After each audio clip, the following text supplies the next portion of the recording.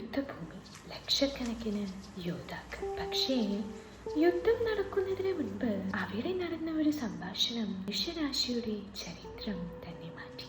അതാണ് ഭഗവത്ഗീത. ഈ സംഭവം നടന്നത് 5000 വർഷങ്ങൾക്ക് മുമ്പ് കുരുക്ഷേത്ര യുദ്ധഭൂമിയിൽ. കുരുവംശത്തില് 2 സഹോദരന്മാർ ഉണ്ടായിരുന്നു, പാണ്ഡുവും ധൃതരാഷ്ട്രരും. ധൃതരാഷ്ട്രന് അന്ധനായിരുന്നതിനാല് രാജ്യം ഭരിക്കാനായിട്ട് സാധിച്ചില്ല. അതുകൊണ്ട് രാജ്യം ഇളയ സഹോദരനായ പാണ്ഡുവിന് ലഭിക്കുന്നു.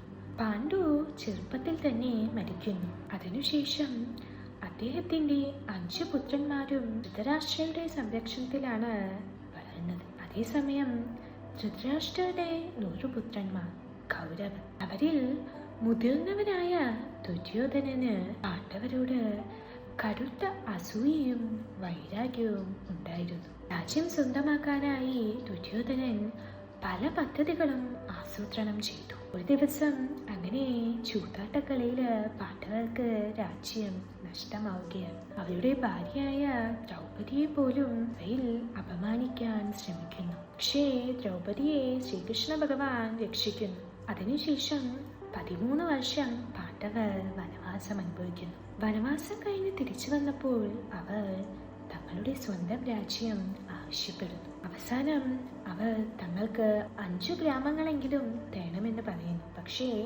ദുര്യോധനൻ എല്ലാം നിരസിക്കുന്നു. അപ്പോൾ യുദ്ധം അനിവാര്യമായി. യുദ്ധം ഒഴിവാക്കാനായി ശ്രീകൃഷ്ണ ഭഗവാൻ സമാധാനം സ്ഥാപിക്കാൻ ശ്രമിച്ചു.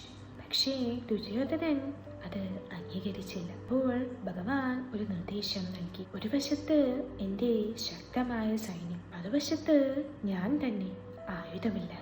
ദുര്യോധനൻ ഭഗവാന്റെ സൈന്യത്തെ തിരഞ്ഞെടുത്തു. പാണ്ഡവരാകട്ടെ ഭഗവാനെ തന്നെ തിരഞ്ഞെടുക്കുന്നു. അങ്ങനെ ഭഗവാൻ അർജുനന്റെ രഥസാരഥിയായി. കുരുക്ഷേത്ര യുദ്ധക്കളത്തിൽ 2 മഹാസൈന്യങ്ങളും യുദ്ധത്തിനായി ഒരുങ്ങി നിന്നപ്പോൾ അർജുനന് ഒരു വലിയ സംശയമുണ്ടായി. സ്വന്തം ബന്ധുക്കളെയും ഗുരുക്കന്മാരെയും എല്ലാം കൊല്ലേണ്ട ഈ യുദ്ധം താൻ ചെയ്യണമോ എന്ന്. ഈ ആശയക്കുഴപ്പത്തിന്റെ നിമിഷത്തിൽ ഭഗവാൻ നൽകിയ ഉപദേശമാണ് ശ്രീമദ് ഭഗവത്ഗീത.